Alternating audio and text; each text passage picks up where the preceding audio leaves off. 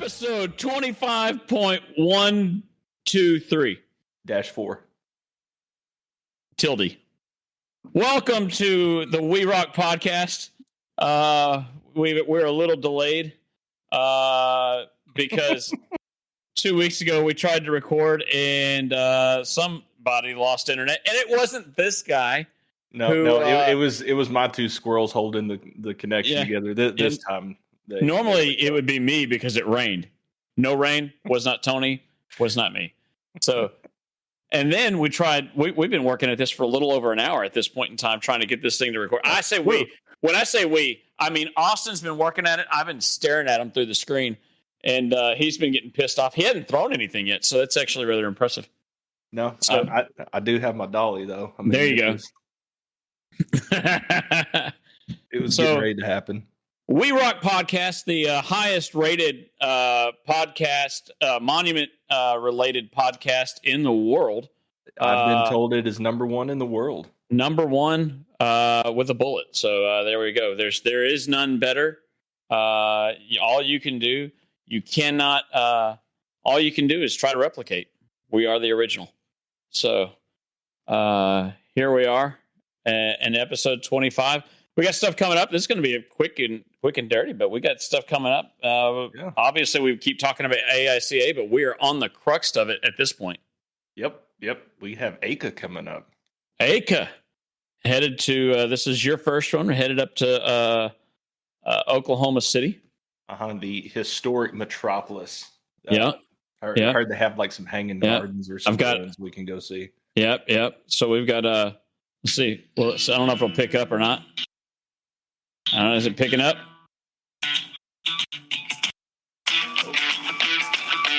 Maybe not. If not, it's all right. Otherwise, strap your kids. We're going to Oklahoma. Going to play some of that Choctaw Bingo.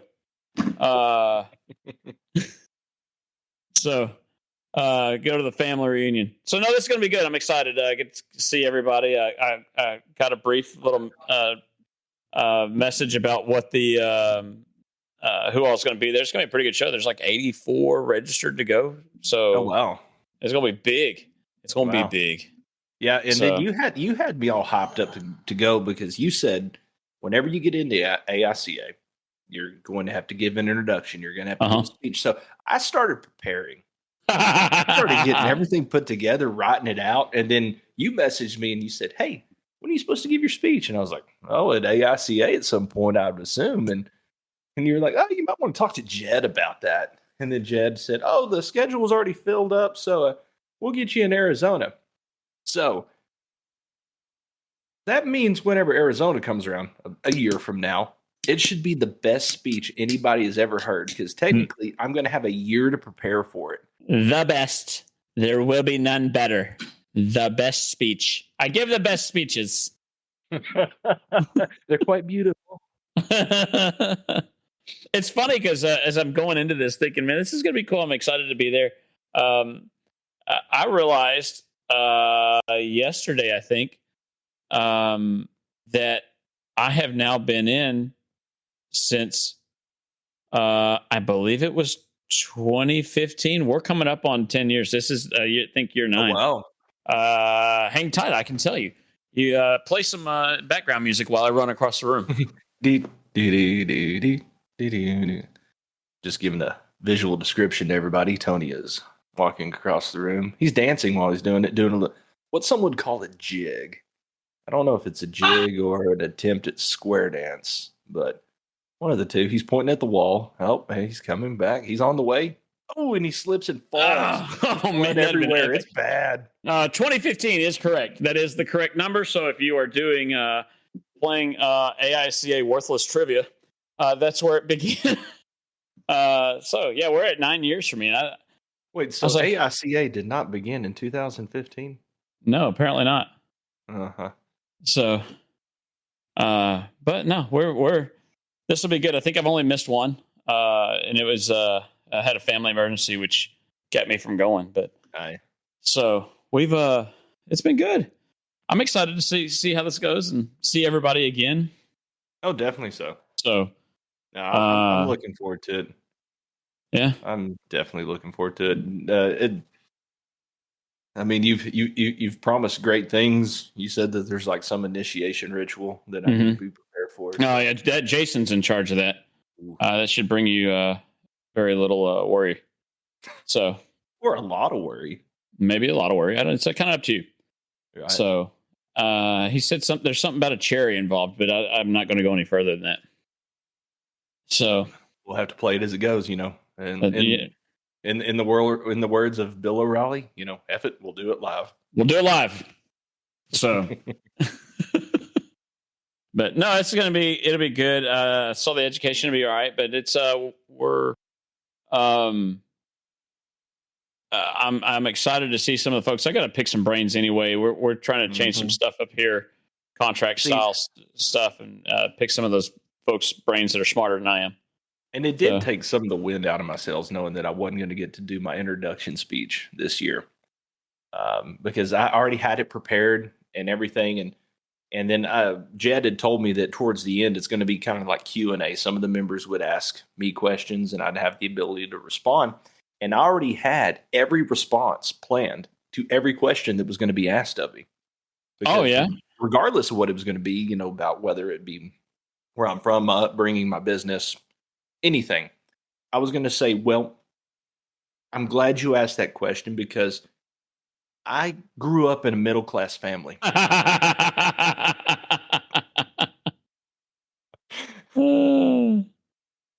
Yeah. I mean, apparently it's an acceptable answer. It is. It's, you know, you can use it for everything and it doesn't matter. There doesn't have to be substance to your answers. I'm going to wait until my wife wants to because she'll be angry at me at some point in time between here and infinity. Yeah. And I want to see how that response works for her. Mm-hmm. Well, I mean, you can always tell, look, I think you need to understand that you need to learn what can be unburdened by what has been. Truly moving. Mm-hmm. So, but yeah, it's going to be a good show. I'm excited. We've had some stuff going on. We had I had so many installs, like big stuff, and I'm playing catch up. My head's spinning. I saw where you get to wrap your setting trailer tires in cellophane. We like literally drove the setting trailer into the medical school building at TCU. Did they let you run the engine inside, or did you have to? Oh, really? Yes. It was run. How else was I going to move it? You got to be able to run the hydraulics, and that's how you control the hydraulic pump. Well, true. So it's a functioning medical school. I told them this is how I'm going to do it, and they said, "Okay, all right." So, but yeah, we got it in there. You know, only dropped the stone once, so you know that was fun. Good deal. That would be the opportune time for a hydraulic leak. Ooh, yeah, no, you know, we actually literally tightened up everything before we went up there and pressure washed anything that was on it for that reason. But got that done. Of course, I don't remember if we recorded the last time before or after I got the giant eagle put in. I think we did. I believe so. So now I'm down to 2 more that I have to have done before October is up. One going here on campus, which is great because it's just down the road, and that will be set down a square pedestal, put a statue on top of it, and leave. These are the easiest things ever. The other one is in Marshall, Texas, so it's 4 hours from here to set down rock. Where is Marshall? It's probably closer to say go to Shreveport. It is on Interstate 20, about 30 minutes west of Shreveport, something like that. Oh. So I've got one out that way that I've got to go do for the Alpha Kappa Alpha sorority at Wiley College. So we got to get that one done. And we're just blowing it going. And I'm not complaining by it, but my head's spinning. It's fun. I mean, I like the adventure of the new stuff and challenging things, but it's it gets stressful. So, another day in paradise, as I say. Correct. But we've got we also have the workshop coming up. Workshop. Yep. So and Oklahoma again. Oklahoma. Yeah, it's where the wind blows. Yeah, where the wind comes sweeping down the plains. It does. It's been rumored to do so. Well, it's we probably ought to go visit and see the reason why Texas doesn't fall into the Gulf of Mexico. We are going up there on a fact finding mission. I'm think it's because Oklahoma sucks. Is that why? I've been told on good authority that is the reason. So now and of course the people from Oklahoma always try to flip the script on us and say, "Oh, it's not because Oklahoma sucks; it's because Texas blows." Yeah, well, but they're wrong. It seems, yeah. Wrong. What do they know? When they become like an actual state instead of a territory, then they can talk to me. Correct. Wait, how high does your flag get to fly? Oh, okay. I get it. Yeah, cute.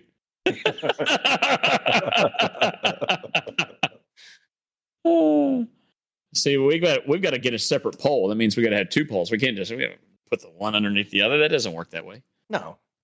But no. So we're going up there. Going to go to see the phenomenal folks up at Ada, the Andersons, and some of the great.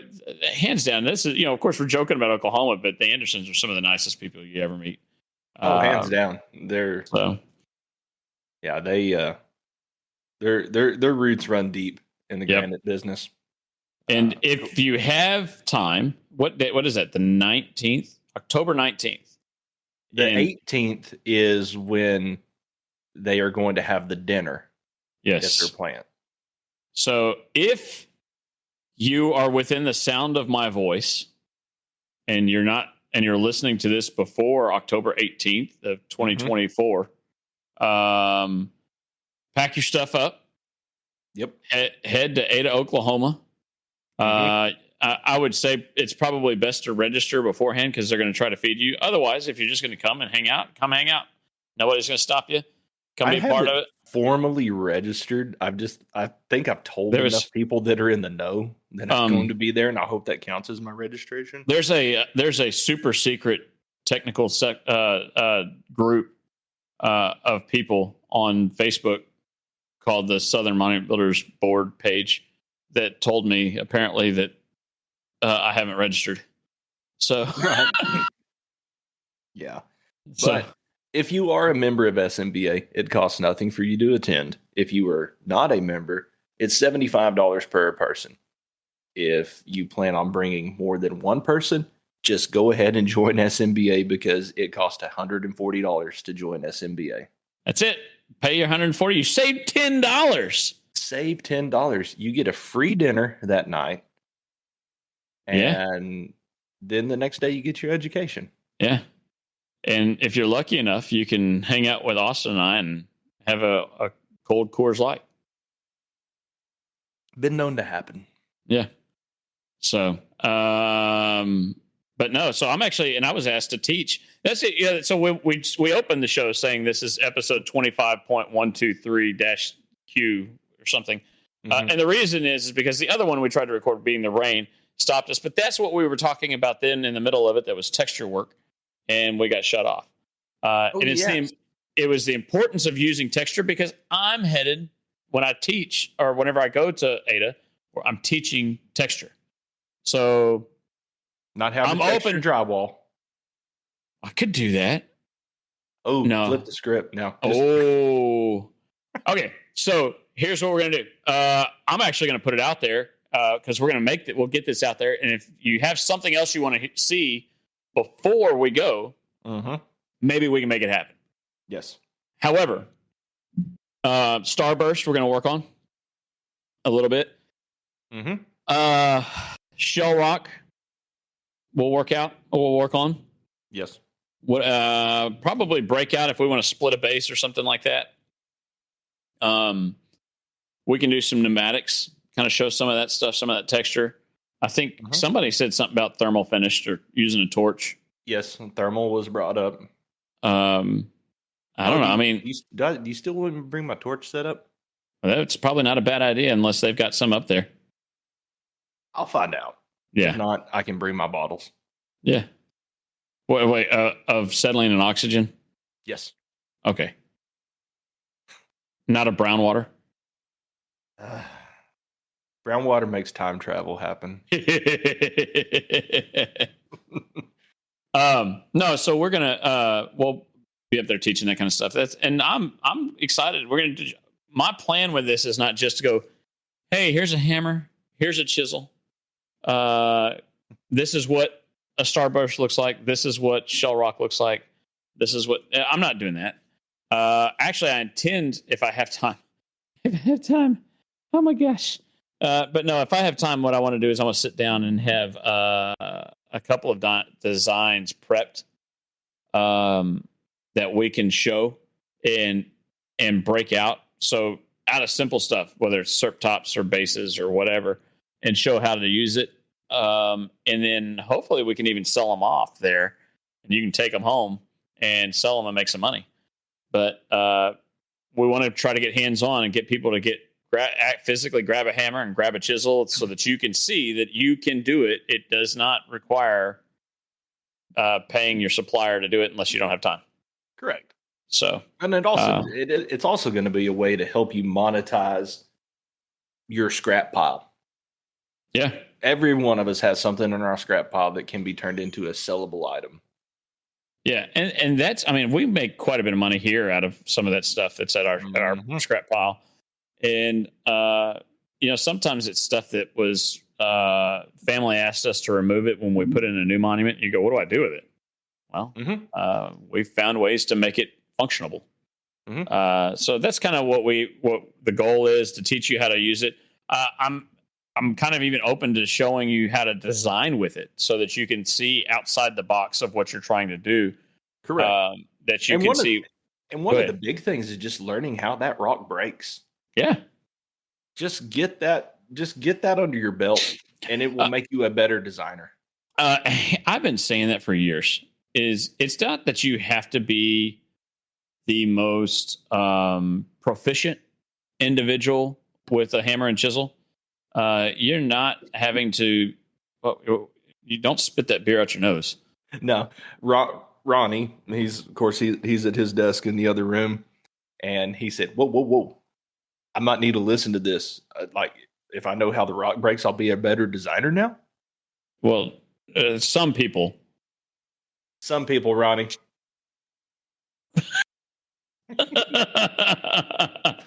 He said. So no, I think the key is once you understand how that rock breaks, you understand what you can do with that rock, and really getting the feel of some of that stuff gets you the comfort in knowing that it is easy to do stuff that's not going to destroy everything. Correct. I've got one outside right now. Got actually 4 stones I need to work on, but I'm behind. But one of them came in and it's an oval top and the drop isn't correct. And so I'm going to add more drop to the die. Maybe Monday. Maybe Monday. Who knows? I've got a meeting at 9:30. We'll see how this all goes. I'm not really sure what's going to happen. Right. So, but no, I think this is going to be really good. I think, get your stuff together, come on up and see it. I'm happy. And if you do show up, participate. Don't stand in the back. Like, step right up, grab a chisel, and if you've never used one before, say, "How do I do this?" Don't be shy. If you're going to be shy, then we're going to embarrass you. Probably not, because that really takes a lot of effort, and I'm really not interested in doing the extra effort. But also, whenever you do finally get the chance to have a chisel in your hand, if you never have, like, don't just hit it with your purse. Try, do it. Well, and there's the technique that I've used in teaching my guys and others to do. The problem I find a lot of times is that people will swing. They're pulling the hammer into the chisel, right? So instead of like they're swinging the hammer, they're pulling the hammer into the chisel. But then they have that chisel just real kind of loosely on the stone. And I've been teaching for a while. Look, take your chisel and shove it into the stone with your chisel hand. and let the hammer fall. You almost have more. You should have more effort picking the hammer back up than you have bringing it down. Your hand is really just guiding it straight to the chisel. Let the weight do it. Quick question, because I know there's two schools of thought. Yep. Say this is your chisel here, and of course you can't see it. I've got my thumb wrapped under. Some people say do not hold your chisel that way because if you do miss, the thumb is going to be what you hit. Some of them say keep your thumb on top, so if you do miss, you skim down. You ever look? Let me see. See if you can see this. It's actually healed up pretty well, but I promise you, I've hit the top part of my hand, my index finger, my pointer finger knuckle more than I've ever hit my thumb. Okay.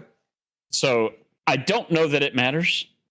I've got a rule. You hit your hand, you've got to throw the hammer, and you got to say a sweary word. Because it won't heal properly unless you do. It's part of the process. It makes the design better. So it does. Because at least at that point, you can say blood, sweat, and tears went into this. Yes. And if Chris Triska ever listened out of El Campo Monuments down in El Campo, Texas, he would know that his brother-in-law's monument that I just finished, I literally put blood, sweat, and tears in it. Probably not tears, but blood and sweat into it, as I know that the spot on the top of my hand is broke open and split because I bled on that stone. But I'm happy with the way it turned out. I took a flat top die, put tapered ends on it, and literally made a mountain range from a photo. But it's a specific mountain range in Banff National Park in Canada. Okay. So, and there's parts of it that I wish I could get better. But because it's not a 7-foot long stone, it was not going to break that way. It's a 4-foot wide die. So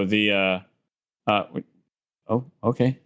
You getting dive bombed there? Yeah, I got a gnat circling my face. But no, because it's not a wide enough die, I couldn't. You can't get the rock to break as straight. Right. That way. I mean, look, if you're doing a mountaintop die, I've done that was number 2 to make it look like an exact replica of a particular mountain range. We've done it before. It can be done, but you have to have you have to preface up front that it's not going to be exact replica. It's just that this rock's not going to break like that. And so you got to understand it's a likeness. Correct. And then 2, I can only do so much. So I try to round them off as much as I can because there's not usually hard lines on an actual mountain. They've weathered. I figured out one time that I had it was a 4-foot slant marker that I replaced in a cemetery. And there's really nothing I could do with that one that I took from the cemetery. And so it was just sitting out back of our shop in our bone pile. And I was walking by with a sledgehammer one day and I just decided, you know what, I'm going to hit the back of this, see what it does. And of course, since the slant tapers up, it hit and it broke just so perfectly. And so I just went ahead and went down it. And you can make an awesome looking mountain range with a slant, just taking a sledgehammer. Oh, yeah. And just hitting the top of it. I guarantee you. So when did you sign up for Hard Rocks for next year? Or is it opened up? I don't remember if they've opened it up or not. I don't know if it's opened up or not, but I'm going to do everything in my power to try to make Hard Rocks.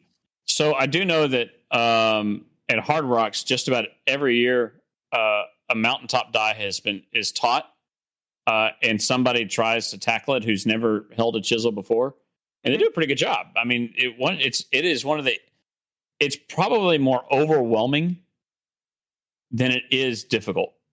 Because you can't mess it up. You're literally breaking rock. That's it. And you want it to look rough.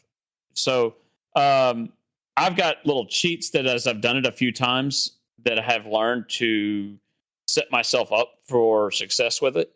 And a lot of those cheats are done in the shop because I'm not at Hard Rocks. You can't do it at Hard Rocks as well because you're using just hammer, chisel, and saw. Some of those cheats I do in the sandblast booth. So once you understand that, you're like, okay, cool. Now you got other things you can pull off. So, but no, this is going to be. I think this will be exciting. Be able to teach some folks some different things that they've never thought of being able to do. Teaching them. I think some of those details like starburst or the shell rock, because I've been doing a lot of that. Charlie Hunt taught that 1 year at MBNA when it was in Dallas, and we all drove down to Waxahachie to Perry's place. I remember that. And Perry had a stone set up where there was like a rose, and Charlie broke to the rose, and it worked out really well. I mean, I use that quite a bit where I'll break to a cross or something else, so that it does two things. If you take an image of something like a rose, since we've already talked about that, a shaped carved rose, and you break to it, it does two things. It gives you more elevation for that rose. It sticks further forward, right? And it makes it feel more sculpted because it sits further forward, But that rough texture behind that rose makes that rose feel softer. And so that's what you're playing with, is some of that stuff whenever you're doing that. And that's what a lot of the stuff, whenever you're looking at what I do, is I'm playing with textures all the time. If you want to know the cheat, that's the cheat. Play with the textures, get people to understand, because you're already teaching, you're showing something your customers aren't seeing anyway. So, but that's it. So what you're saying is that you're willing to go beyond just a 3-panel design with praying hands in the corners. I thought those were washing hands. No, what the washing hands is whenever you rotate them down at an angle. Oh, yes. Okay. Which I'm currently waiting on copyright on that. Speaking of copyright, somebody that I know very well, like intimately very well. You've seen him naked. Yes. Had received this week a copyright for one that he's about ready to do some interesting things with and license it out and make some folks mad. But some hearts are going to be broke, is what you're saying. Yes. But I think most of you out there will benefit off of it in the long run anyway. So I intend to. So you didn't copyright it to hoard it? No, why would I do that? It's funny. And so we say this. What was it? 2 weeks ago? A week ago? In Monument Builders, somebody shared. It was somebody that asked about a design for something. I don't remember what it was. And somebody had come back and shown something that they got from Salem. I don't mean to. I'm not throwing Salem under the bus. I misunderstood the situation whenever I read it. But they shared this picture of a monument, and I go, "Oh, that's my design that they used," and it was a ladybug that I had done back in like 16 or something like that. So we had done this little ladybug, and turns out what had happened. The truth of the story is it's completely innocent. That we had that on our Pinterest page, and the family saw it. And I guess brought it into them, and they used it. And Salem created it, and they did a good job. I had no qualms with it. It's there's little things that I probably would have done different, but it's because I'd have done it different. But it doesn't mean it was a bad job. They did a really good job.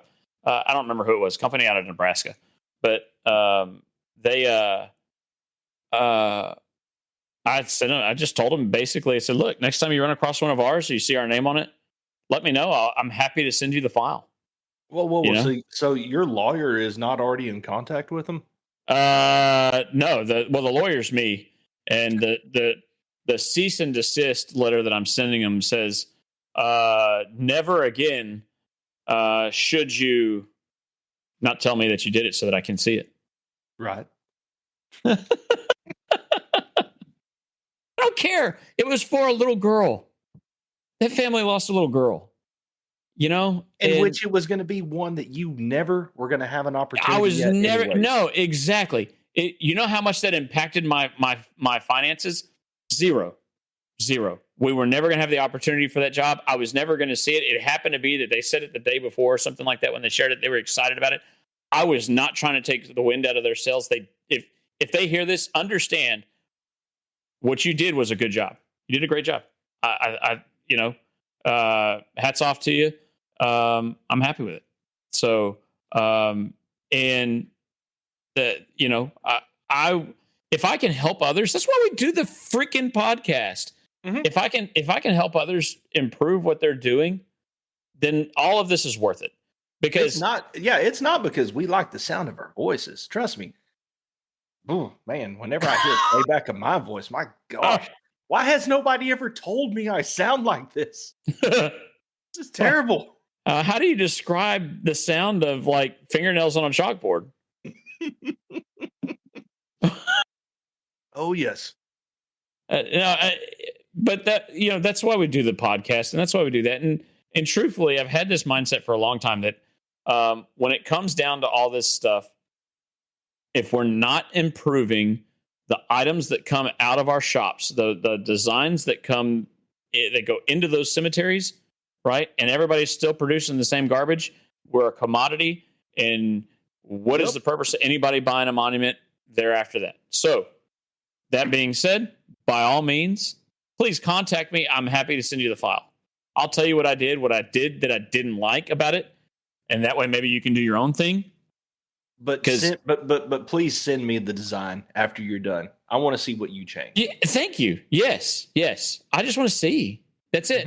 Mm-hmm. Because if anything, I want to see what somebody else would do with one of my ideas, but I might see what they do, and it's going to give me another idea beyond that. Well, I've got one right now that we just finished this year.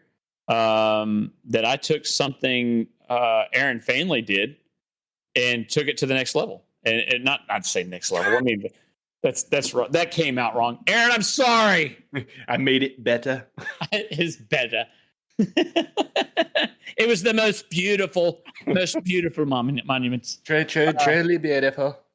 No, I took it and I just did something different with it, and it's really kind of his design, and I switched it up. But he knew about it. We talked about it whenever I did it, and I showed it to him.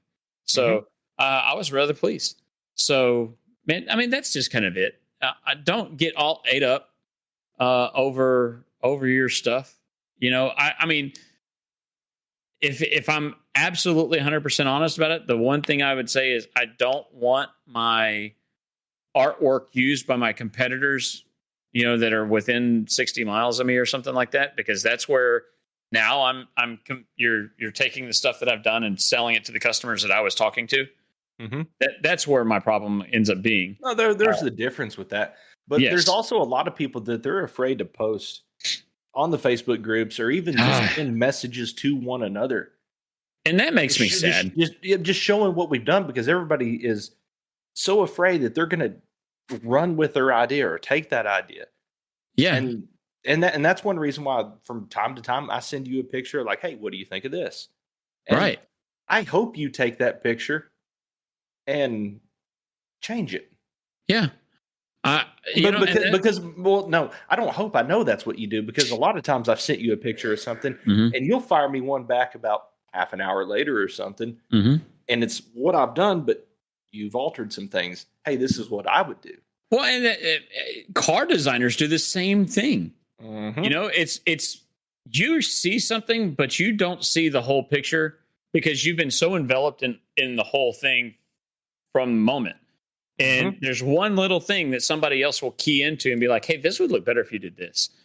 And that's really what all this stuff is about, is just understanding that you're not the end all be all to everything. You need help. I still get help here in the office by Janine and Abby with stuff. And I'll be like, because I won't be 100% sure on something. I'm looking at it. I'm like, hey, guys, I need y'all to come look at this. What do you think of this? Or what do you think of that? And they'll go, well, what about this? Or what about that? That's it. That's what we do. It's for the same reason that anytime you go to a new cemetery that you have not ever been to, you're going to walk around. You're going to take pictures. Yep. You're looking for different pieces of inspiration that's going to add to what you already do. Yeah. Where was I? And I mean, for the same reason, like I'll pick up a new bottle of bourbon and I'll take a picture of the label. I'm like, I can make something out of this. But I can make a design based on this. I did a whole education for MBA on that called Designs from a Bottle. And it was on that exact premise that I had in my camera roll, like hundreds of images of bottle labels and bottle shapes. Yep. And that was kind of a rip off of another Fainley thing.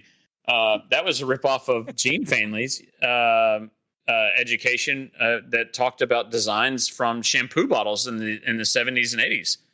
And I just kind of took it and did it with liquor, not just because it was liquor and it was fun, but because you can actually translate those designs from one particular type of bottle to a type of individual, right? Yes. If you start really thinking about this, right? A Merlot wine, right? Sophisticated, works well for a couple. It still has a little bit of masculine feel. The lettering on it is bold, right? Because it's a bold flavor. You would not use a Chardonnay label for an alpha male. I almost said just male. We can't do that anymore. A alpha male. But what about Boone's Farm? Well, that's for. Oh, I was going to go somewhere really sad with it. I can't do that.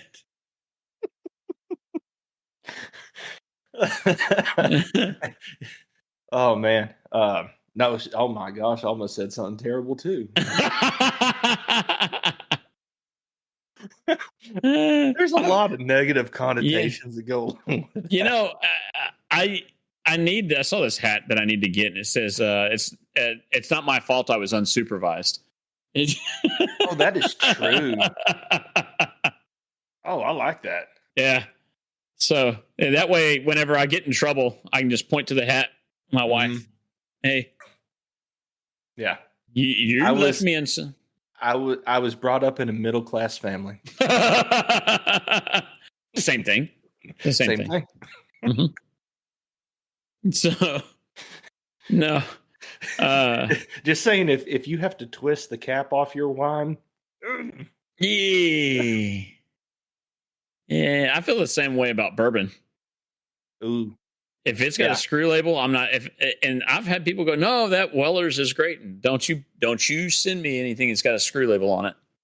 No, it's got to do the, Yep. You got to have the pop. So, but all right. So let's see. We're getting geared up to head up that way. I'm leaving like Saturday morning. I think I'll be up there about 5 Saturday or so. Morning. 5. I think 11 o'clock. I'll probably leave out just right after lunch or so, since it's only 2 hours up the road from me. Yeah. Well, I told Emily, because it's like 5.5 hours, and she goes, "We should probably leave early." And I go, "Yeah," because we're gonna have to stop for lunch. And I told her she's not allowed to eat in the truck. So. Oh, yeah. You're still not past the point of eating in the new truck yet. Oh, yeah. Again, this is 25.1 utility ampersand whatever, because what we had mentioned in that recording, which of course failed because of a spotty internet connection, is that of course Tony has a new truck now that has been paid for by the proceeds from this podcast. Yes. Oh yeah, we did talk about that. I forgot about that. We did. Yeah. I mean, it's doing so well that he went out and bought a new pickup. Yeah. Thanks to our sponsors. That was great. Absolutely. It's I plan to drive the wheels off of it and enjoy every ounce of that thing. It's that's a big truck, Yeah. So 93 GMC. Square body, man. You got to do square body all the way. Yeah, I mean that's about what the proceeds of this podcast would even paid for the 93. Yeah. I like them Cheyenne Chevrolets too. come they don't put out a modern Cheyenne? Man, it's a sad, pathetic world we live in. Chevrolet started to go back towards that square body look, which the pickup that you just got rid of was kind of an homage to that. Yeah. That square front end, and of course then somebody in Chevrolet's design watched too much Family Guy. Yep, watched too much Family Guy and said, what if we just kick the bumper really hard straight up? And well, that's I still do see some of the new Chevrolets. I'm like, that looks bad. But then I see the new GMCs and I'm like, ooh, man. Yeah. I'm still not a fan of the tailgate. And really, you cannot get a tailgate right now that doesn't have a button on it. Out of any of them. And I every one of them that tries to sell me on it, I'm like, have you ever bent a tailgate before? Oof. Like, I use trucks, and so I will absolutely haul stuff. And okay, because I know the tailgate that you have in the new GMC that you have. What type of receiver hitch do you have? Oh, I ain't got one on there right now. See, I've wondered about that because like on my truck, I've got the B&W hitch, the one that can stow up underneath the bumper. I wonder if the tailgate would clear that, and it should. I mean, what I would do is I would test that, and by like slowly opening the tailgate. Have you ever had one of those B&W hitches? No. Okay, well, whenever we see each other in Ada, I'll pull mine out and throw it in yours, and we can see whether or not that works. We'll do it slowly. I'm just not going to hit the button and run away and be like, Tony, look what I'm doing. I was a little worried about you. I was a little worried about you pulling it out and putting it in mine. That's a little weird. Taking a different turn. Well, you brought it up. I did. It was my fault. It was. But no, I'm excited. There's a lot on the schedule coming up.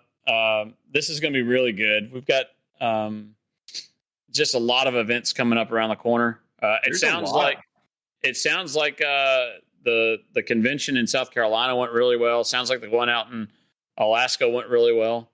A lot of changes going on in Elberton as well. But man, I think we're moving up in the world. There's a lot going on in the monument industry. There is.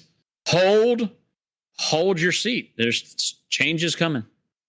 So there is, because of course, like we said, next weekend is ACA. Mm-hmm. And then is it the weekend? No, it's not the weekend after. It's like 2 weeks after that. And then of course we have the workshop in Ada for SMPA. Again, come to it. Guaranteed you're going to have a good time. Absolutely. And then after that, and of course, we start to run into holidays and things like that, which nobody does anything during that. And then after all that is MonuCon. And then MonuCon. And Joe Casera has told me we need to get with him and figure out what it is he's doing. He wants to give away MonuBucks, which is money that you can spend at the convention there if you're going with suppliers. With suppliers. Yes. To a podcast listener, to a We Rock podcast listener. So if you're interested, show us you're interested, and the most interested individual may get it. Mm-hmm. I think. Ooh. Look, this is obviously something that we've said on the fly. I know for a fact that he said he's going to do this, but the details have yet to be ironed out. I can be bought. Obviously, yes. So, it's just going to depend on what you're going to do, and I'll make sure. But whenever we run the #1 monument podcast in the world, we can do things. Well, yeah, we've got a little pull. We do. We know some people. We're kind of a big thing. And well, I mean, always the original, only imitated. Because nobody would try to imitate this, right? Why would you want to? Let's be real. Let's be real. Half of y'all listening are going, why am I still listening to this? Well, let me tell you, because you want the money bucks. At least I know Adam Longstreth is listening, but he's listening on like 2 times speed or something like that. Oh, just to get through it. Yeah, me saying his name, he actually probably slowed it down, backed it up so he could hear it to make sure that's what he heard. So, but we do have some neat things planned and coming up for the podcast. I'm actually really excited with this new copyright thing that's come up. It gives us a lot more teeth. Yes. And I think we're about to redo how we're going to do the copyright podcast a little bit. Especially since yours finally came through. Yep. It gives it a whole different perspective. Yeah. So I think we're going to talk about what we're going to really focus on ours now is going to be how to protect yourself. So absolutely, it's going to be good. I'm looking forward to that. That may actually be sooner rather than later at this point. And of course, once we get this information out, and of course, those of you that listen to the MBNA webinar that talked about copyright, like Tony said, use it to protect yourself. Please, please, please, and I beg, please, do not use that information as a way to be offensive against anybody. No. Go after other companies, not unless we're talking something blatant. Yeah, I mean, if it's understand that we're still dealing with families and their emotions and those kind of things, and those families don't understand. There's certain times you could, if it's a local competitor, they genuinely know, they should know what you're producing, and that's your style of whatever. That's fine. You can say, hey, can you please stop doing that? Especially if y'all have some issues with each other. Make sure you protect yourself that way. But man, use some general common sense. Mm-hmm. And just remember, if you choose to go the legal route, 9 times out of 10, the lawyers are the winners. Yep. And all you've done is defamed your name against those families. It's just not worth it in the industry. I would much rather help y'all out. I've got a design I'm doing for one monument builder up north right now. We've done a couple for other companies. I'm happy to help out and do designs for other folks. It's not like that doesn't become my regular job. It's just happy to help. Absolutely. And I don't know if everybody's picked up on it by now, but we're an open book. Yeah. We are happy to assist. Come at me, bro.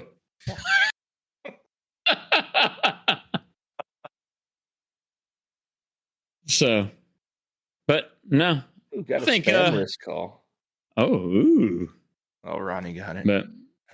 But yeah, no, I think on that note, we'll keep it a little short today because I'm gonna see you next week, man. Yes, sir. No, we got, like we said, we got a lot coming up. We do. So hold on to your shorts. It's gonna be good. It's gonna be a good couple of weeks. I think I'm getting excited about what's coming up on these podcasts. It's actually improving. I know it got slow for a little bit. We both got a little busy, but man, with the stuff we've got in the barrel. Yeah, and what we got coming up, we have some neat plans. Yep. For some things that we're going to do, especially since Tony and I are actually going to have the opportunity to be within close proximity with one another. Yeah. Enough room to flick beer caps at each other. Yes. But you got to get the elbow up. If any of you out there No, but if any of you out there ever have a topic that you want discussed, message us on Facebook. Yep. If you have our cell phone numbers, message us there. You see us on any sort of social media, anything like that, let us know. We are happy to talk about anything because obviously we are capable of talking about anything. Yeah. I don't know that we're talking about baseball anymore. I mean, the season's still going on. Well, for some of us, it's still worth it. Hey, my guys ain't out yet. It's just almost a statistical impossibility that they're going to make it. There's 10 games left. I know there is. There's 10. If they win all 10 and the Mariners drop all 10. Boom, wild card. We're there. It could happen. Angels in the outfield. It could happen. Hey, no, Angels don't do postseason. Man, I'll tell you, no, that is the biggest tragedy in all of baseball is that Mike Trout is an Angel. But he's also made a string cheese. Yeah.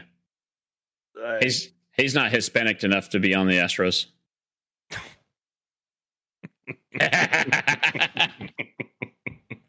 No, it's going to be what it's going to be. Of course, there is a statistic that follows Bruce Bochy, which is the skipper of the Rangers.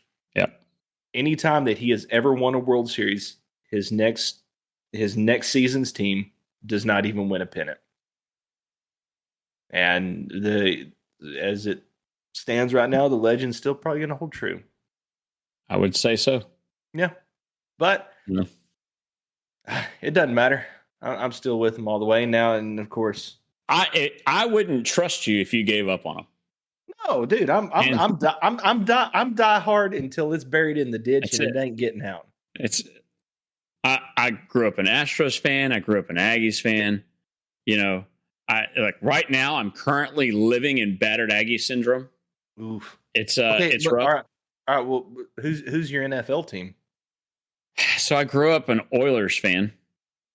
Oh, okay. So then did it transfer to Tennessee? No. Okay.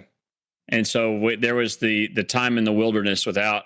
I'm slowly turning towards Texans just because I grew up there, but so much of my time watching football is collegiate. So I enjoy collegiate so much more. Yeah.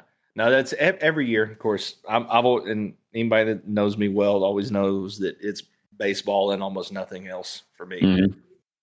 And last year, I told several people, I said, you know what? I'm going to make a concerted effort. I'm going to try to really sit down and get into some football games. And of course, the Rangers ended up going all the way through the postseason to win the World Series. And so all the way till the end of October, football didn't exist. Yep. And still right now, because I know we have crossover between football and baseball, I'm still picking baseball. And I'm just kind of, just off in the distance watching a little bit of football. And as far as collegiate football goes, and I was telling Ronnie today, I don't have a collegiate football team. Well, and it's come on down. I'll take you to a game.